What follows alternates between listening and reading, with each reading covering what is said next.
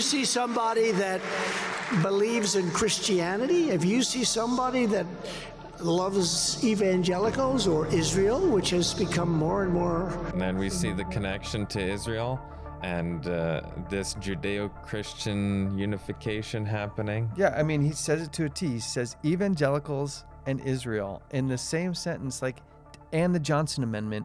Like, this could not be more spot on for Adventist prophetic interpretation for the false prophet being American Protestantism, specifically evangelicalism. Like, it is 100% spot on.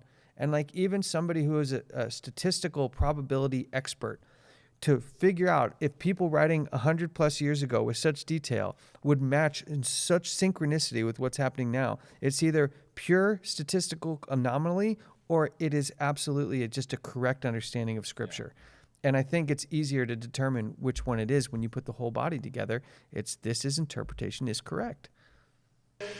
Back in the ideas that you love and cherish, and it's very important. So I thought it was the most ridiculous thing. Anyway, we got rid of it, and people took a much more active stance, and that's great. And we're going to do it again, and we're going to get it out now permanently. We were putting it in the text, but we had tremendous bite back on that.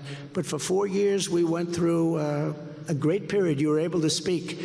And we're going to make that on a permanent basis. You're going to be able to do it because you're the people we want to hear from, the pastors and the ministers and the rabbis. The people in this room are the people we want to hear from, and they have to have a political voice. You have such power, but you weren't allowed to use that power, and you're now allowed to use it. I get in there, you're going to be using that power at a level that you've never used it before. It's going to bring back this right here, that you're going to be using power that you've never had before. Yeah. At a level you've never had before. That's a pretty scary statement, because that's exactly what Revelation 13 says, that the church is going to control the state at a level that we've never seen before. Yep. And we're going to get back the churchgoer. We're going to get back. This sounds like the religious revival, and he's talking to a room of evangelicals. Yep. So when he keeps saying, you're the people I want to hear from.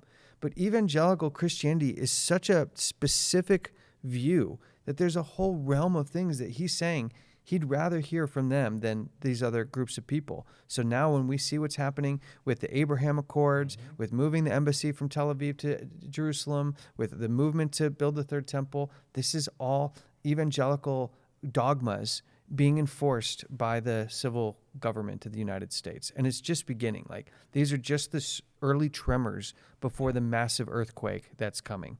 The charts, when I see charts where they're going in the wrong direction, we don't like that. We're going to bring it back, and I really believe it's the biggest thing missing from this country. It's the biggest thing missing. We have to bring back our religion. We have to bring back Christianity in this country. I issued guidance making clear that the right of freedom to worship does not end at the door at a public school, and I supported school prayer, very important, school prayer, which we unfortunately had to force into. Forcing prayer back into the school, and what will he continue to be forcing? Yeah, and that's like the element. He says to protect freedom of religion. He just said that, and the next few words he starts using the word force. Because the freedom of religion isn't really freedom of religion. He's saying freedom of evangelical Judeo. I'll include like Jews in there, but it's really just all mashed up. Catholicism, Judaism, and evangelical Christianity that all kind of are merged together, but under the wrong pretenses. And that, again, excludes like this whole wide range like of people who are not okay with having their children pray Christian prayers in school. And while we would like people to choose to have that and they could pray on their own, we would never force a school filled with children to pray if that wasn't what their conviction or their family's convictions were for those things.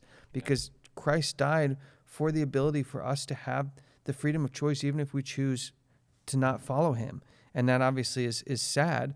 But this concept, if they're forcing prayer in school now, and they think that the voices they want to hear are evangelicals, then the force that's coming is only going to increase. It doesn't stop with prayer in school. It doesn't stop with the Johnson Amendment being removed. You're seeing the layers being kicked out, and eventually it's going to be so powerful, this system, that if you don't follow along with it, like we saw at the end of the last episode, if you don't worship the image of the beast, you'll be offered up to be killed.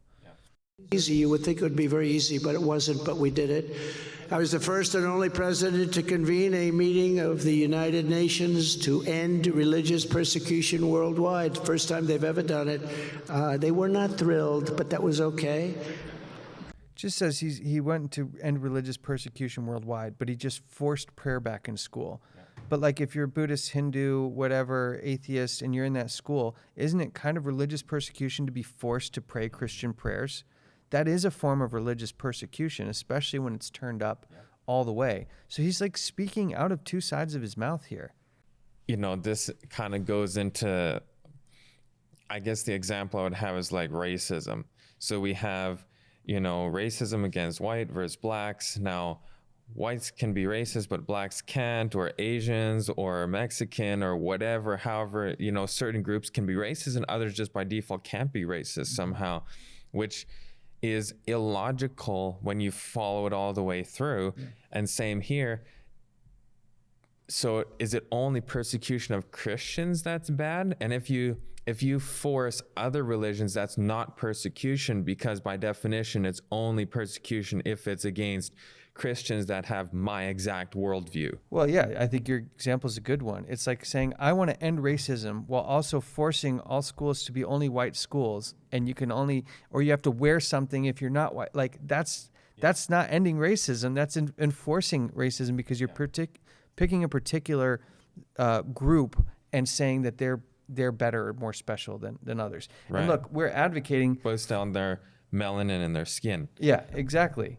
But we're advocating for people to become Christian, but it's by a power that's given when you have a relationship with the Bible, because something happens when that occurs that you see it's different.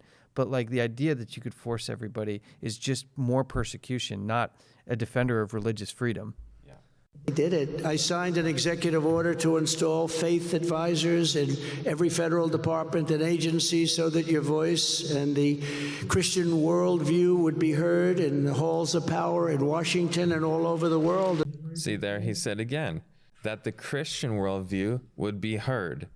He just said he's placing and has placed and will place faith advisors. Faith advisors for the Christian worldview at every level of government. If this isn't like ringing in people's minds what we've been saying the whole time, that this Christian church-state power is coming, I don't know how else to show, but based on this episode and the last one, the amounting weight of evidence to show that this is happening, and people need to like stop worrying about Russia and China and all of these other things and start seeing what's happening in America with this movement towards church and state, because it's like this is scary stuff coming from a presidential candidate's mouth.